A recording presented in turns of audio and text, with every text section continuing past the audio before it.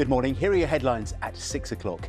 And MPs investigating whether Boris Johnson misled Parliament over lockdown breaches in Downing Street meet to conclude their inquiry. Scotland's former First Minister Nicola Sturgeon says she is innocent of any wrongdoing after being questioned by police investigating SNP finances. Changes to Ofsted inspections after a head teacher took her own life while waiting for a school inspection. But critics say they don't go far enough. Good morning. When times are hard, who doesn't love a bargain, hey? And that's why business is booming for charity shops and second-hand sales. I look at how we're all doing our best to beat inflation. Ooh.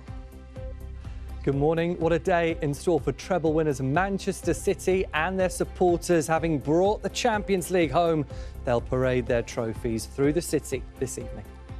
And it was a really big night for Jodie Comer, who was among the British winners at the prestigious Tony Theatre Awards for her performance in the one-woman Broadway show Prima Facie.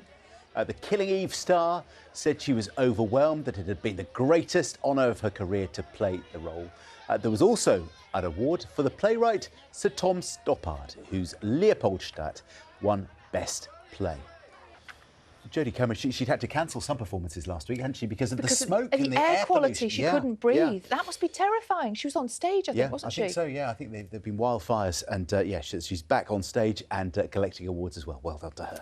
Let's have a look at this morning's front pages of the newspaper, shall we? We're going to start with the Scotsman this morning. They're leading on Nicola Sturgeon's arrest with the headline quoting the former First Minister saying, "I'm innocent." The paper also reports that her successor, Humza Yousaf, is being called on to suspend her from the SNP. Let's have a look at this morning's Guardian, shall we? They're reporting that senior Conservatives have told Boris Johnson and his allies to shut up and go away as the Privileges Committee prepares to sign off a report into his conduct. We'll speak to Michael Gove on the programme a little bit later. Also a picture there of tennis star Novak Djokovic after he won his record-breaking 23rd Grand Slam title. What a weekend for him. What a weekend.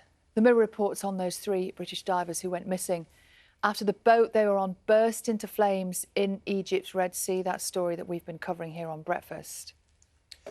And the Star this morning has this story. I'm fascinated by this. It suggests that King Henry I could be buried beneath a car park in Reading.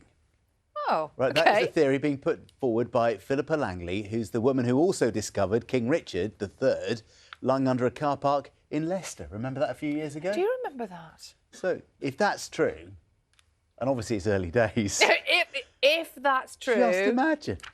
We need to get on that. That's brilliant. Do you think... Yeah, what is it about the land that we use for car parks? All sorts of incredible things could be buried under there. What a coincidence that would be.